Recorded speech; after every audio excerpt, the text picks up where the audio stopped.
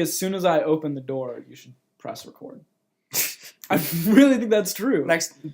Go into it without anything. I'm sure we'll record a couple more this break, or at least one more. Yeah. So maybe next time, just text when you're outside the door. I'll just walk up to you with my laptop. All right, we're going. Because I feel like that's, or we should do like a one while we're hiking or walking, like doing something else. That could be cool because I could get it on my phone. But do you have one of those traveling mic things? I do. Like one of those nicer, like I not do. a lapel mic, but like I could hold it. Yeah. That might be a fun episode to do. Those like would be cool. on the move. I've thought about getting one of those for like ecology soundscapes. Like you're camping out and you hear this like, cricket and this really quiet stream and the wind and you're like, oh, this is so peaceful. I want to listen to this all. Like a meditation type thing. Yeah, and I can sell them in CDs out of the back of my van for like. You need to get a van first. I feel like the first thing is the microphone. Well, no, microphone. That's good too. So listeners, I hope you've enjoyed, a glimpse into the future of our upcoming projects. Look for Soundscapes of Nature. That's right. Our first mixtape.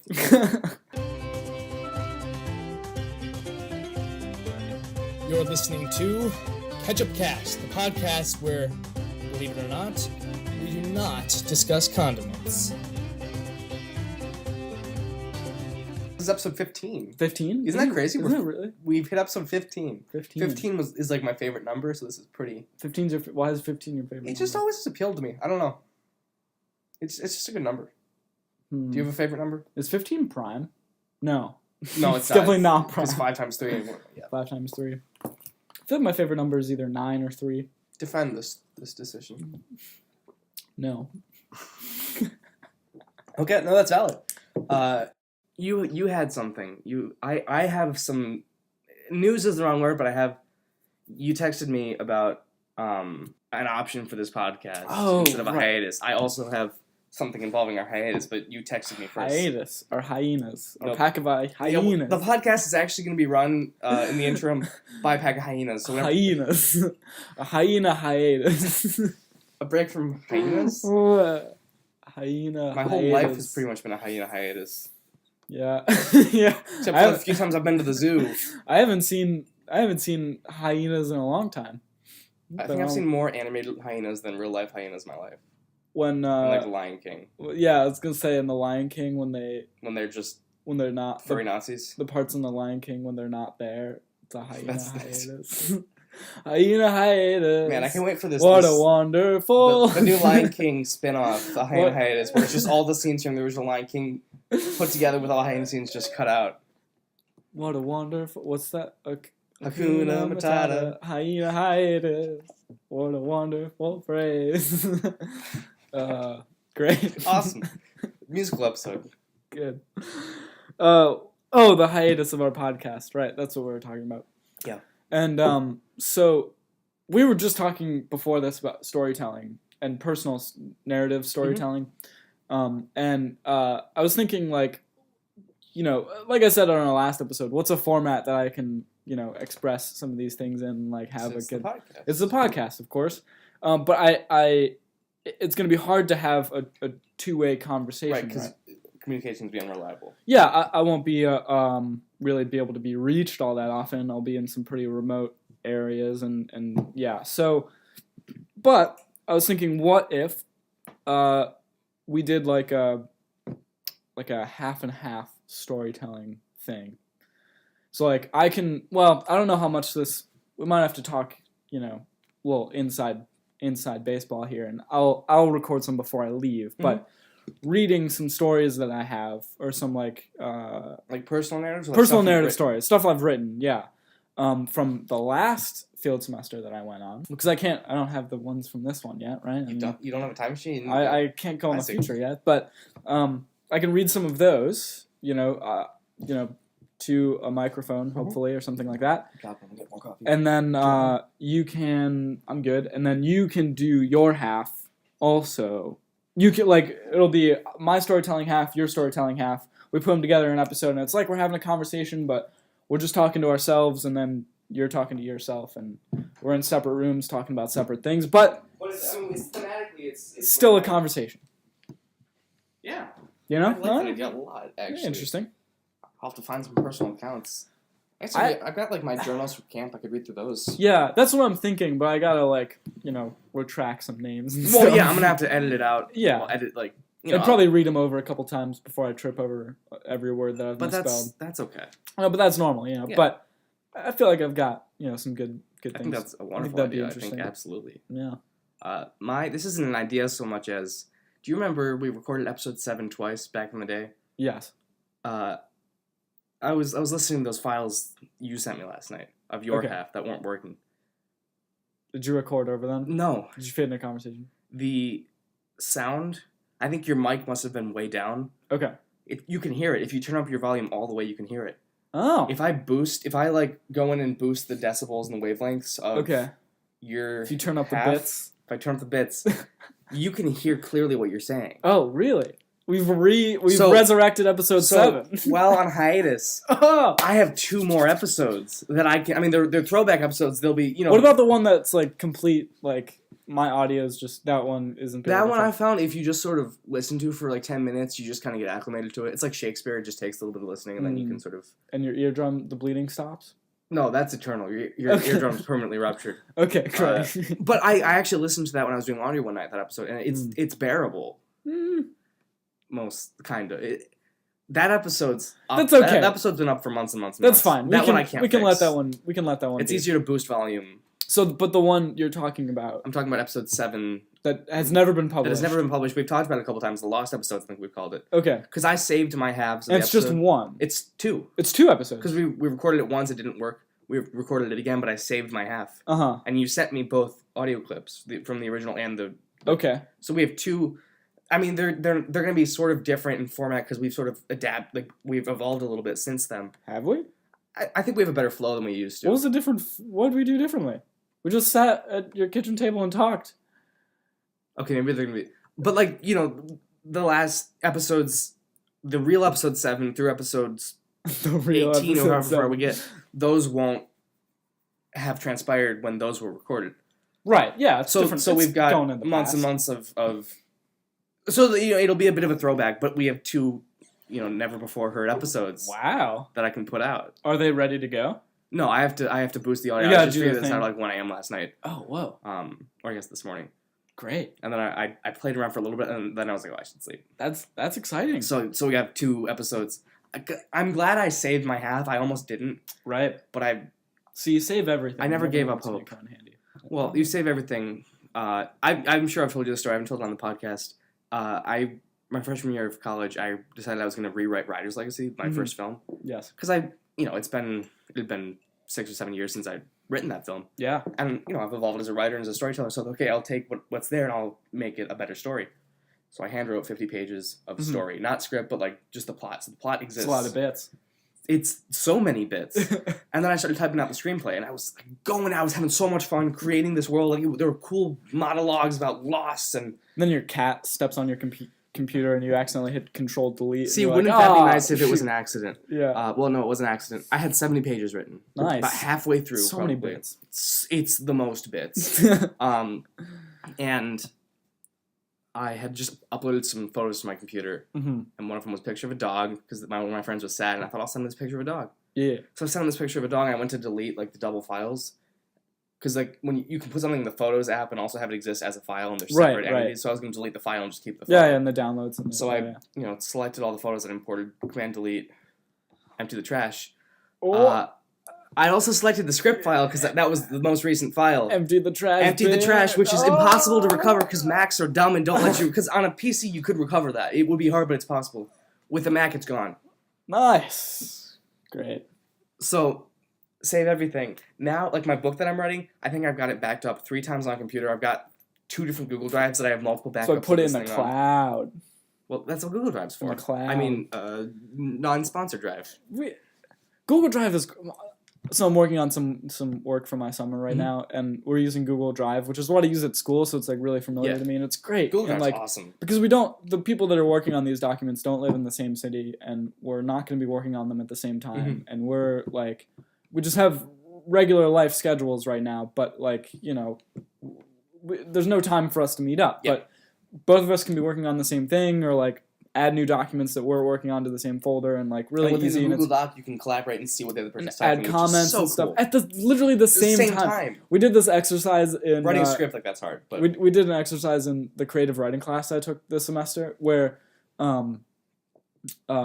each person is writing a different part of the story, but with like different characters' names and different like one person you're writing the setting and I'm writing the rising action. Somebody's writing the conflict and like all of that, like the story arc.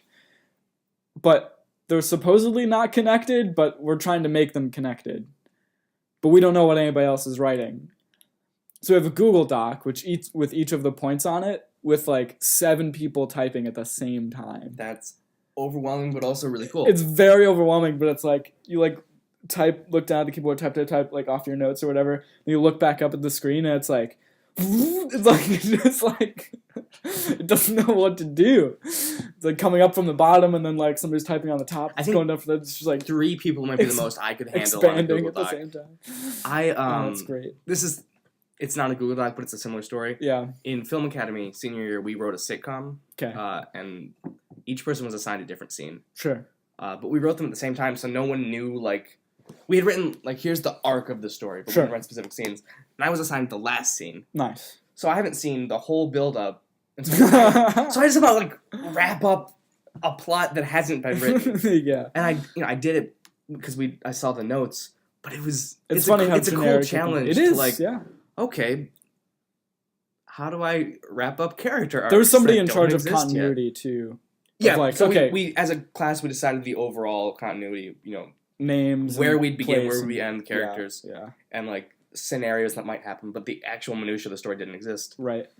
So that was a cool challenge. Just sort of how do I end something, like just generic. How do I write an ending? That's one thing I'm not so good at is writing endings. Well, endings are hard. Endings are so middles hard. are hard. Beginnings hard. writing hard. Writing hard. I've been trying to work. I wanted to work on my book this break. Sure. Because it's a big chunk of time to create something. I've been working on this specific draft of this book since 2017. That's like January 2017. That's a lot of time. I'm nowhere near being done. And it's just like the motivation's gone. Yeah. I've written the story. I'm writing hard. It's like I really do want to write, but then I end up getting distracted. Are you gonna let me talk into this for like a second? I gotta turn the coffee machine off. He just gets up from the table and does something in the kitchen, and then I don't know what to say into the mic anymore. I'm back. It was 2 seconds. He leaves me alone here. I could, anyways. You could what? Just say whatever I wanted into the. That's what you do anyway. That's the whole point of the podcast. Anyways, yeah, I really do want to write. It's just I save it to the end of the day, and then at the end of the day, I end up getting distracted. Right. And it just doesn't happen. But, yeah, I'm definitely using... Because this past semester, I really fell off the writing train. I mean, it's funny. I fell off of one writing train into another writing train. A much more stressful but they were going in opposite directions. Right, at different speeds. So it didn't end up anywhere that I wanted to. It's the journey. The real train treasure is the journey. friends we made along the way, the trains we rode along the way. Yeah. So that's, yeah. But, so I'm back on the writing train that I wanted to be on to begin with. And so I'm sort of getting back into that motion of it. But, yeah. So, but we're talking about writing and how hard it is and how we want to bring into some storytelling elements. Like we want to have like there's a difference between, we were talking about the difference between ranting about something and telling a story about something. Yeah, pre-show we were discussing this. Yeah. Because we talk sometimes not on the podcast, believe it or not. This is not our only friendship thing. We got stuff going down that we can't share on this podcast. Statute of secrecy on our lives, That's right. Well, yeah, we were discussing storytelling versus ranting. And how to, and what's the difference and how to how for there to be an ending of the thing. And I was thinking about this the other day, and that when you're writing, you're actually writing about 2 things. Yeah? You're actually writing 2 things at the same time. Okay. If you're doing it right. If you're doing it in... Is there a right way to write, though? Because I feel like it's a process that's different for everyone. Right, and the point is that there isn't a point, and it's sort of like the creative process, right? Like, what is art? That could be a whole different thing. Yeah, that's a whole other podcast, really. is it art or is it science? I don't know. Who knows? It's the same thing. But life is a void. Existential crisis. There we go. We solved Insert it. comma. Now, but if you're writing and if you're doing it in a certain format, you're actually writing about two things at the same time, and you're writing about the events that happened, be those fictional or non-fictional, personal or historic, whatever. Something happens, but you're also writing about what that means. You're writing about the hidden. It's not an agenda, but the meaning you want to instill into those events. So you could have, you could write the same events, but have them have a different meaning, a different point that you're trying to convey through them. It could be harder to write about those events to convey something else, but you can still do it. So, for example, like I walk down the street, that's an event that happens. That's like a thing, right? But I might not actually be, I am writing about walking down the street, but I'm also writing about just sort of third eye sentence underneath. Yeah. What I'm instilling, what I'm sort of marinating into that experience. I was trying to think of a different adjective, but I trudged belligerently down the road is a much different sentence, conveying the same thing. Is that what you're? Yeah. Yes, but maybe it doesn't work so well in a small sentence like that. But I'm trying to think. Can I try maybe an example? Go for it. Last year, I took this class on the conquest of Mexico, so the Spanish conquistadors coming in and conquering the Aztec Empire. Yes. And one of the components of this class was we read 3 letters from Hernan Cortez, the conquistador who... Don Quixote. Nope. Not even closely related, but also a Spanish name. Good job. And one of the things Cortez, he writes these long letters describing... he's describing being in danger. He's been kicked out of... Tenochtitlan, the capital city of the Aztec Empire, and how but the way he writes it sort of instills a sense of, I know what I'm doing, and I'm gonna conquer this, and don't you worry. Which, that's not quite the example I was going for. Right, the story is actually about confidence. Right, we're about, down, but I got this. But it's about the Spanish conquest. Yes. It's a story about Spanish conquest, but it's also about confidence. You know what I'm saying? But don't be confident in conquering. Yeah, empires. No, we don't That's need a crappy thing to do. Yeah, we don't need to conquer empires. Listeners. But you get what I'm saying. It's two things at the same time. Yes. Your material, your events, and then your meaning, your purpose. Yes. That's what I've been thinking about recently. I've been thinking about my own stories that I write, my journals that I write, my whatever that I'm working on, and those are events. Those are things. Yeah. Right? It was sunny out today. This is how I felt today. This was what I did today. But now, the actual part of storytelling that I need to work on is how to frame those elements in which there's meaning to them, in which they have that second element, that this is what they're secretly about. That is significantly more hard. It is, of course. But also not that hard. Because... people are going to see it for what they see it for. It's the same thing in poetry, is that it's a conversation between you and the writer. Right. And I watched this whole long YouTube essay about... YouTube essays are great. They're really Some good. of them are really well written. They're super about death of the author. And whether you should look at the writing without any of the meta text around it, without any of the context of knowing who the writer is and what place they come from, and just read the words for what the words are, and what meaning you can gain out of them. Right. Besides, going to the fan fiction and reading all about Harry Potter or whatever. So that's another component to think about.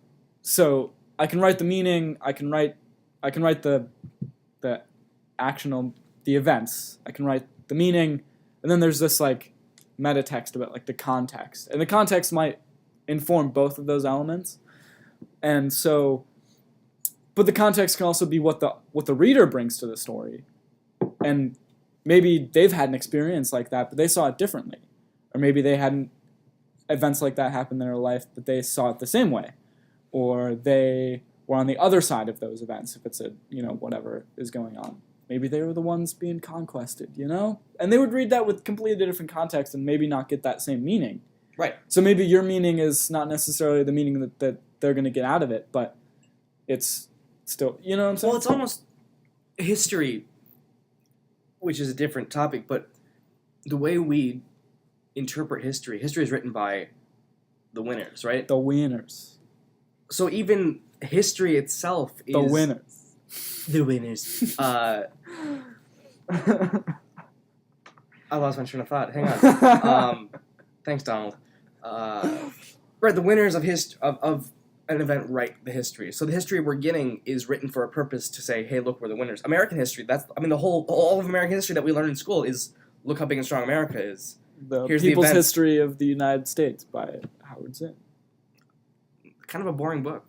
I actually like the book for the critiques that it has. I think it's a good book to have on the shelf to be like, I don't know. Look at my smart person book. What happened to 1870 again? All right, let me go look it up. I often wonder about 1870. I will wake up in a cold sweat sometimes. Oh my god.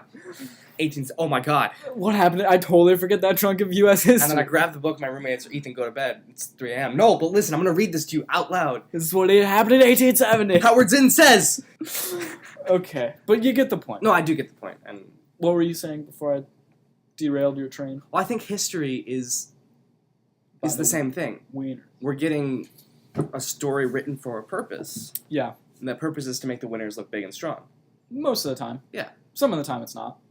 But generally that's right. That's how history is written. Is look at this kind of, and some of it. It's hard to be objective completely with history. Right. There is no objective history.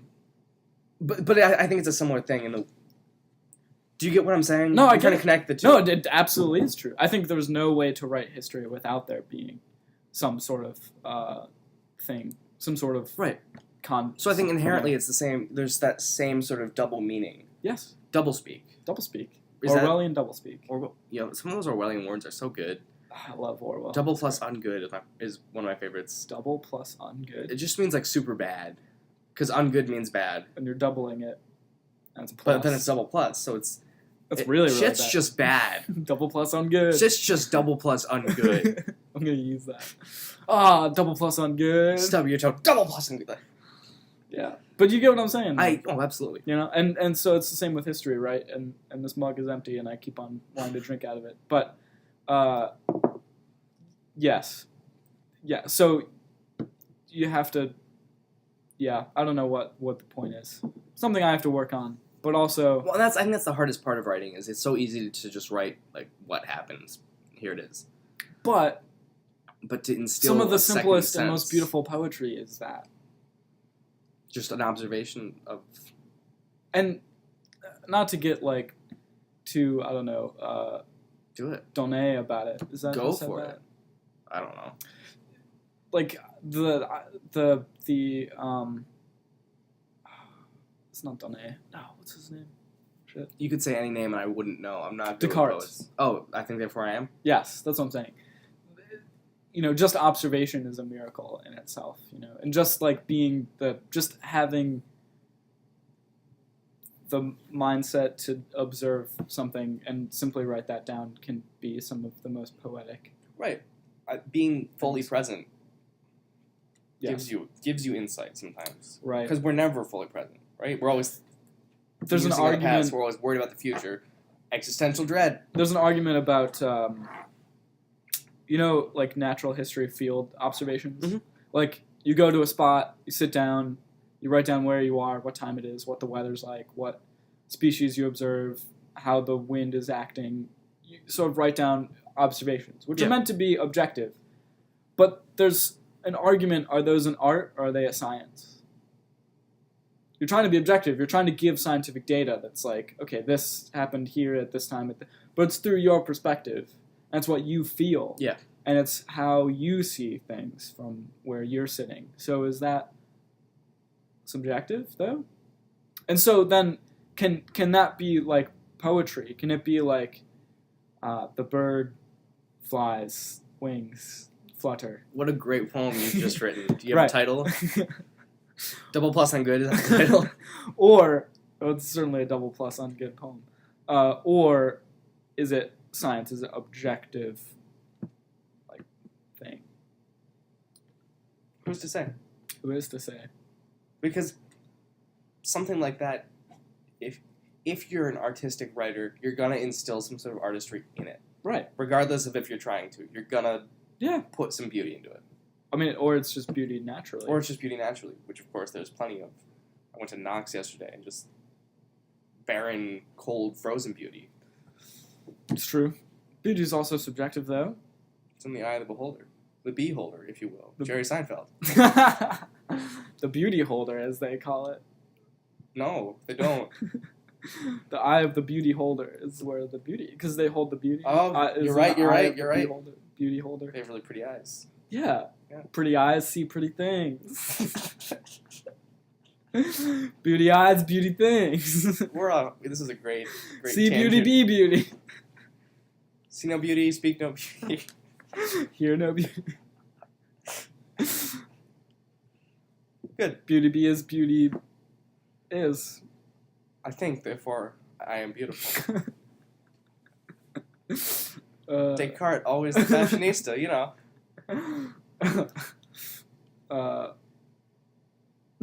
What's the I don't remember. Obi-Wan never told you about your father. He told me enough. He told me he was beautiful. Yes, Luke. He was. I am your father. Yeah. And I am beautiful. That's not true. That's impossible. Yeah. I totally just got lost there for a minute. That's okay. I'm back. Where are we? I was quoting Star Wars, but putting beauty in it because that's comedy now, apparently. Well, we've had a good run. 16 episodes. I think that's it. Goodbye, listeners. I think that's all we got. I don't think we can ever. No, we've ruined this podcast. We have to change our name, witness protection. Go into the witness protection program. Burn your social security card. Become a steely, unemotionally attached robot. Never use cash again. Only use Bitcoin, and that's it. Not even Bitcoin. Just use bits. Just use bits. Just use bits. Who needs coins? Beauty bits. Bits of beauty. It's beautiful bits you have. I dislike that very much. And I think the audience will as well. No. Do you have an apology you'd like to make? I don't apologize for anything. Good. Apologizing is ugly. That's not true. If you fucked up, apologize. Life lesson of the day. This episode is weird. Yeah, well, I think sometimes we gotta have a weird one. Maybe we shouldn't drink coffee before these. If I don't drink coffee, it's gonna be a really long day. I don't drink coffee that often, so when I do, I think it gets silly. If I don't, I drink a lot of coffee. Right. So if I don't drink coffee, you're what they call addicted. This is true. I am what they call addicted. But I can still function without it. It's just really unpleasant. I thought you were just gonna call yourself a functioning caffeine addicted person. I'm a high functioning addict. Yeah. No, I get it though. Do you not drink coffee at school? I do. For breakfast or something? It's funny. I was going to the semester being like, nah, I don't need coffee. I'm cool. It's great. It's sunny and beautiful out, and I exercise often, so I have energy. It's paradoxical, but you get more energy when you exercise. No, right, because and I just love life, and it's great, and I don't need coffee, and it's fine. And then slowly throughout the semester, I'm like, I think I'll have a cup of coffee today. I'm kind of tired, and then by the end of the semester, I'm drinking 2 cups of coffee a day. You maniac. Doing, which is probably nothing compared to you. I drink probably 3 cups a day. It's not that much. But it happens. It's happened every semester without fail. I think just embrace it. I go into it no, I'm good. And then by the end of it, I'm like, yeah, I gotta have my coffee this morning. Which is fine. I kind of like that cycle. It's okay. I've come to be okay with it. Ideally, that's how I would be too. But as we've stated, I am addicted. And you would think that at the end of the semester, coming off of coffee is hard for me, but it's really not. I feel fine. I feel if I can have 1 cup a day, I feel okay. Okay. So I still need it, but it's not as it's not the same intense craving that if I don't have my 3 cups, I'm going to crash and burn very badly at school. It's fair. One of the frustrating things about coffee at Denison is the dining hall coffee is super weak and watery and disgusting. Sure. And then the strong coffee, which you can get at the student union, is just bad. What? It sits in these coffee urns. Urns. Is that what they're called? Coffee urns? I think they are. It is. I mean, it is what they are. They're big urns full, but it just settles and gets. It's just icky. Unless you get it right when it's been made fresh. We got some good coffee at my school. Well, do you guys brew it? Like, do you have just pots of coffee sitting around? Well, we have like a. Because ours is like just from a machine. Well, first we grind our own beans. See, that's. I think that's where Dennison lacks. Our own beans. Our own beans. Our own beans that have died a painful death. Obviously there's no coffee grown in the state because we're pretty far north. But I forget where. Well, maybe there is. I don't know. We get our coffee from some organic, local, bespoke, hipster-ish coffee place, and yeah, you go into the kitchen, get the coffee grinder out, put the beans in the thing, and then so you make it yourself. You press the button, you grind. No, but you make it in big batches, right? Yeah, and you put it into like a big coffee filter. You put that in the machine, and then it presses the hot water through it. So it's really good, like fresh coffee. And then we get like fresh whole milk too. Fresh ground coffee is so good. So sometimes you can like, if nobody's opened the like new milk in the container, you can open it up and like get the like cream off the top because it's it's not like it is homogenized, but it's not. It'll settle. The top. Yeah, it's whole milk. That's quarter the nature inch of it. will be like good cream. Whole milk's really good for mac and cheese. Is it? Because it's so creamy. Right, it is creamy. Yeah, whole milk is great. But that's all I gotta say. At Dennison, it must be. I assume it's beans, but they. Well, yeah, it's coffee beans somehow. But it's not the same, like ground with love and ground with love. It just sits in these metal machines, and you bring it out, and it's just bad. Yeah. And like coffee's not that hard to make. It's beans the problem and with our school is that we have no mugs to drink it with. I can shout that out for sure. So we have a table of like it's like a go up to the table, you get a real mug, ceramic mug, you get the coffee and you go about your day. But the problem is people will, I don't know where they go. I'm a responsible mug owner here, folks, and I bring my mug back and put it in the dish window, and it gets washed and then it goes back out into the table, and there's a whole system, and people should respect that. I would agree. Or they just take it back to their room, or they like leave it in the classroom, or I don't know where these mugs go. If you're gonna do that, own your own mug. Own your own mug, right? So, but people don't. But I do. I own a travel mug, I have like 6 mugs at school. No, but they belong to the school, and they should go back to the dining hall. People don't own their own mugs. Is that not a thing? Apparently not. You think somewhere it gets cold, people would want to have something to bring travel mug, right? Beverages. I've got this big Yeti. It's amazing. Exactly. That's why I have a travel mug. Yeah. So because let me tell you, you take a ceramic mug, you fill it up with hot coffee, and you go walk like... It's going to get cold. It gets cold real fast. 0 degrees out. You go walk to class. It's going to be cold by the time you get there. What are you thinking? I don't get it. Get a travel mug that keeps it warm. Exactly. My Yeti walked across campus with it like without taking a sip. Took a sip like half an hour later, burned my lip. Like that's what I want. I want to get burned lips. Right, my lip was like burned for like a week. It was really bad. I did not really think about what I was doing. I don't want to taste anything next week. Makes it easier. Makes the pain easier. But you get what I'm saying? No, absolutely, I get what you're saying. People are crazy. People are crazy. So God is great, beer is good. People are crazy. That's the song, right? It's like some country song. Beauty is in the holder. I don't listen to a whole lot of country music. I'll complain about that. Do you listen to a lot of country music? I love Taylor Swift. Honestly, her first couple albums. Me too. My God. At camp, that's all we listened to. Love that. I love Taylor Swift. Jammed out ironically for a little bit, but I can't believe I'm putting that out in the world. No, it's everyone's got a guilty pleasure. Yours is listening to Taylor Swift. Yeah. Do you have like a favorite song?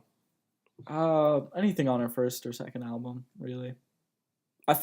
For some reason, I just remember that being just real good. I've listened to it recently, and that's like I don't like her new stuff as much. It's too poppy, and like if that's where she's going, that's fine. That's where she's going. That's okay. But sort of I mean, even the country stuff she does isn't real country. The traditional. I don't know. My wife left me. I got my beer and my tractor. Stop. You're right. We're gonna get copyright strikes. Yeah. No. God damn it. And do you know? Okay. Do you know the? Maybe I talked about this before. I can't remember. I can't put my life together. Have you heard of the songwriter John Prine? No. Okay. All right. We'll leave it there. I'm sorry I shut down this conversation. No, it's fine. You just should. And I expect more people in America to know the songwriter John Prine. He's like one of my favorites, and he's great. And I'll give him a listen. People haven't. Your music recs have never let me down. You recommended the White something Pines, maybe? White Bark Pines. White Bark Pines to me. They're a bluegrass band. And it's somewhat bluegrass, but yeah. And I loved them. I listened to them during breakfast one day. Oh, they're great. So recommendation for you listeners. Can we listen to them when we end this episode? Yeah. Okay, I'll explain.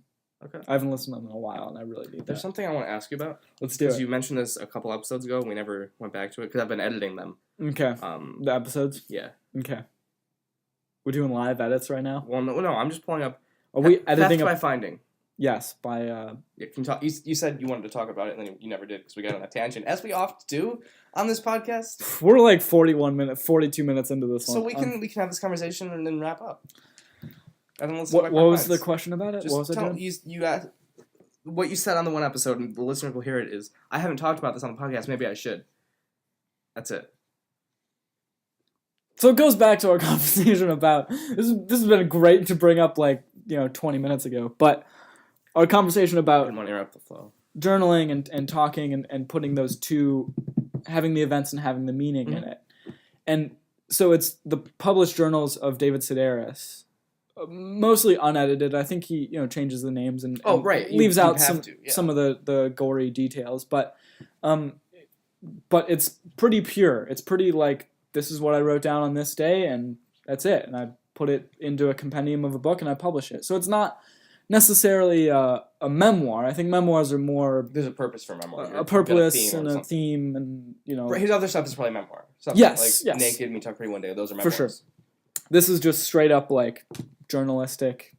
Boom, wrote it, put it out, publish it, which is a different thing than a memoir, right? Like I said, you can have an event and have it be that, but not instill so much meaning into it, and let the reader bring their meaning into that event anyways.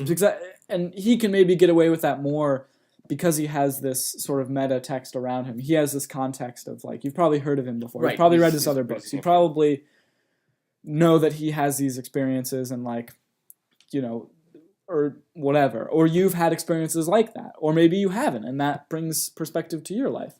So it's sort of a different format. It was really interesting to read. So I haven't read the whole thing, but I've read parts of it, and it was just that's an interesting format to bring into just straight up, purely, this is how I'm going to publish it.